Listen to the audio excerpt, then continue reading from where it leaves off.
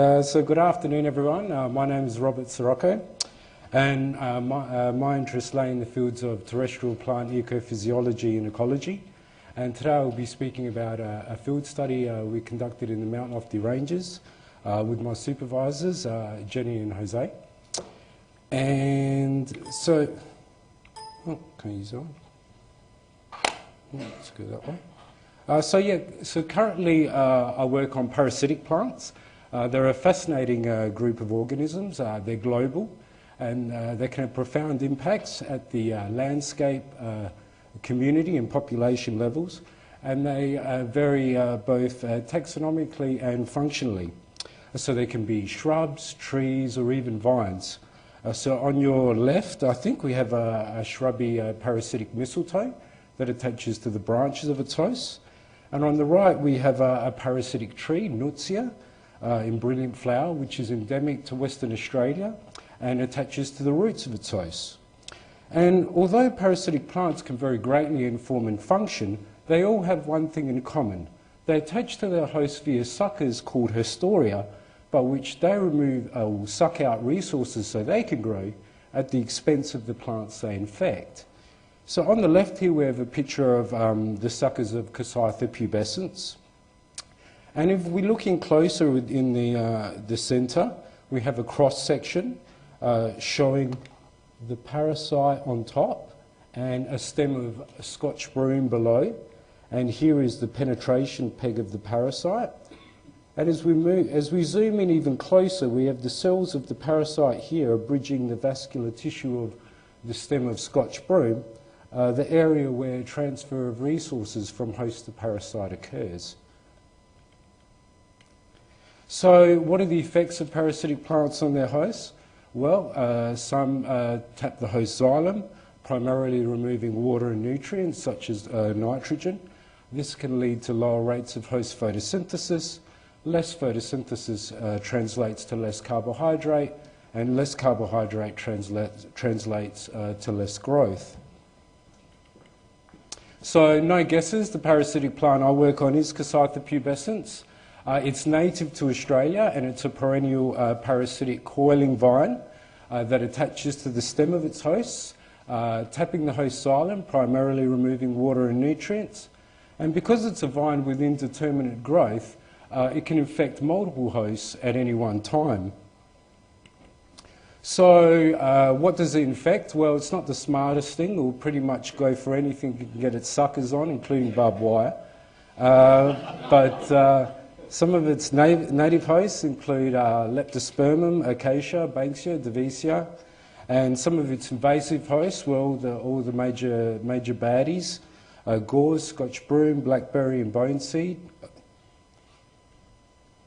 And here's a picture of a glasshouse experiment I did, just showing what gauze, if someone hasn't seen it before, very spiny, very serious weed in Australia. So here we've got a healthy gauze on the left, and here we've got a gauze infected with Cassava on the right, and take my word for it, there is a gauze in there somewhere. And the research shows that Cassava pubescens, this native parasitic vine, has a much greater effect on invasive weeds such as Scotch broom compared to native hosts. Thus it shows potential as a native biocontrol. And that's a good thing, seeing that these weeds cost us millions of dollars annually to eradicate, let alone their incalculable cost to our native biodiversity. And if I just quickly focus on gauze for a sec, which again is a weed of national significance, its annual control costs are in excess of $7 million every year, let alone its decreases to agriculture, grazing, and cover for pets and displacing native vegetation. So Cassava's effect on gauze in the field, well, what we have here is, we could call it a Cassava infection front, moving across this thicket of gauze at Crafers, and this Cassava infection front is leaving dead gauze in its wake. And this next picture just emphasises how large and extensive those infection fronts can be. And what we have here is the dense matting of Cassava and the dead gauze beneath. So it's looking like Cassava kills gores in the field, but we're not sure exactly how. What are the mechanisms? Is it just removing large amounts of water and nutrients such as nitrogen, leading to decreased rates of host photosynthesis, less carbohydrate, less growth, and ultimately death? And that's what we set out to investigate. So we did a field study at 3 sites in the Mount Lofty Ranges, Inglebrook, Bradbury and Crafers. So the Mount Lofty Ranges are run in a north-south direction. They cover 5,000 square kilometres, 10 to 15% of native vegetation remaining. The climate is Mediterranean with 1,100 to 700 millimetres of annual precipitation, and the soils are characterised as being sandy and acidic. And at each, here's a picture of one of the field sites at Crafers, and what you basically have is your typical overstory dominated by eucalypts, and unfortunately the typical native sclerophyllous understory isn't totally visible in this picture. Unfortunately we've got some gores there, and there's another gores infected with Cassava that's gone. So at each of the 3 field sites, the following was measured on uninfected and Cassava-infected gores. Water potential, which is a measure of the plant's water status. Nitrogen, which is critical for the construction of pigments and enzymes involved in photosynthesis. We measured photosynthesis, and we also measured the long-term breakdown of the photosynthetic apparatus of gores, which, as it sounds, is a bad thing, and can explain significant reductions in plant growth in the field. So I'll just let you know that all the graphs are going to follow the same format for the rest of the presentation. And what we have here are uninfected plants in the white bars, Cassava-infected gores in the grey bars. The stars denote a significant effect. And we have the 3 field sites along the X. And this graph's for the long-term water status of gores. So along the y-axis we have water potential, and basically the more negative the value, the more worse off the plant is in terms of its water status. And what this graph shows is that at least at Bradbury and Crafers, Cassava is having a negative effect on the water status of gores. So just moving to nitrogen now, again uninfected plants in the white, Cassava-infected plants in the grey, and nitrogen along the Y. And what this graph shows is that Cassava is having a significant negative effect on the nitrogen concentration of gores consistently across all 3 sites. And I guess it makes sense then that the same is true for photosynthesis. The parasitic plant has a negative effect on photosynthesis of gores. Moving on to the long-term breakdown of the photosynthetic apparatus, which is denoted by this term FV over FM. And what we have here is that gores infected with Cassava at Bradbury and Crafers are showing signs of a long-term breakdown in their photosynthetic apparatus. So the conclusions, well, it looks like Cassava removes host resources from gores. Gores becomes water and nitrogen stressed. This leads to declines in its photosynthetic rates and ultimately a breakdown of its photosynthetic apparatus. Now the impacts were mostly consistent across sites. There were differences in strength of the effect. So as you would have noticed, at Inglebrook, the water status of gores wasn't affected. Neither was there any signs of long-term breakdown in the photosynthetic apparatus in response to infection, and that may be due to differences in duration of infection. So anecdotal reports tell me that gores plants at Inglebrook were infected with gores for the least amount of time compared to, say, Bradbury and Crafers. And I guess we could say Cassava continues to show promise as an effective native biocontrol against major invasive weeds such as gores. Some future research questions I would like to do is look at more species in the field. Also, during my studies, I've looked at the influence of abiotic factors on the effect of Cassava on its hosts, and such as light, nitrogen and water.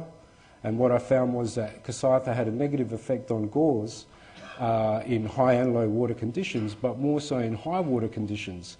So I think it'd be really important to maybe go out in the field, find an area that has high water availability, an area that doesn't, and see if this actual pattern is actually happening in the field.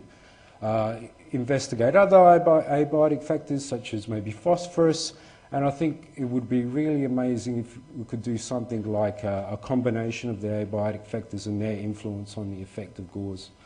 So high water, high nitrogen, high water, low nitrogen, low water, high nitrogen, low water, low nitrogen. I think an experiment like that would be really excellent.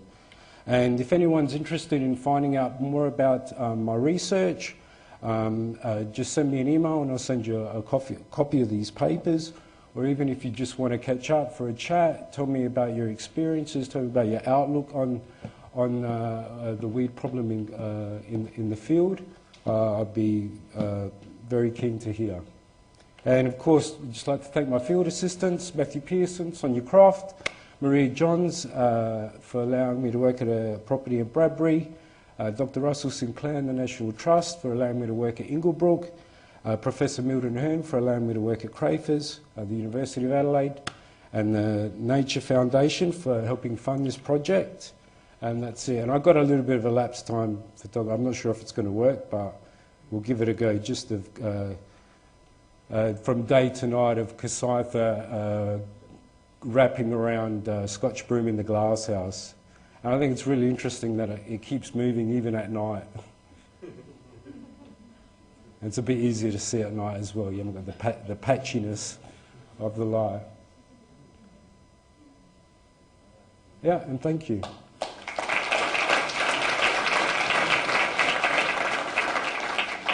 Beautiful.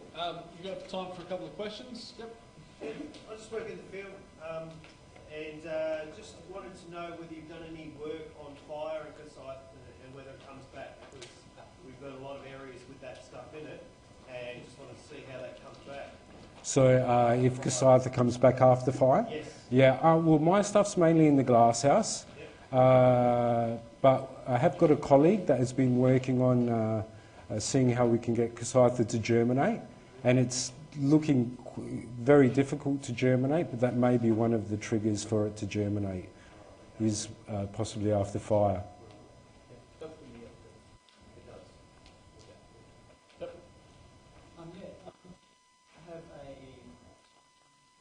From infection to death, they show those plants in the field of the weed farming, passing dead stuff behind.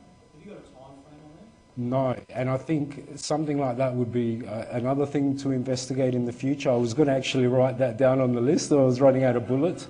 I think one thing to keep in mind with that is, number one, the species involved.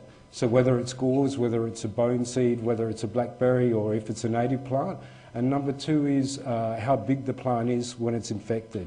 So I would say if that plant is about so big, like in the glasshouse experiment, that was about 3 months worth of growth on Cassava on gauze there. So I wouldn't say, I dare say that the gauze wouldn't have lasted too much longer. If you're looking at a gauze like that, it may take the parasite a little while longer.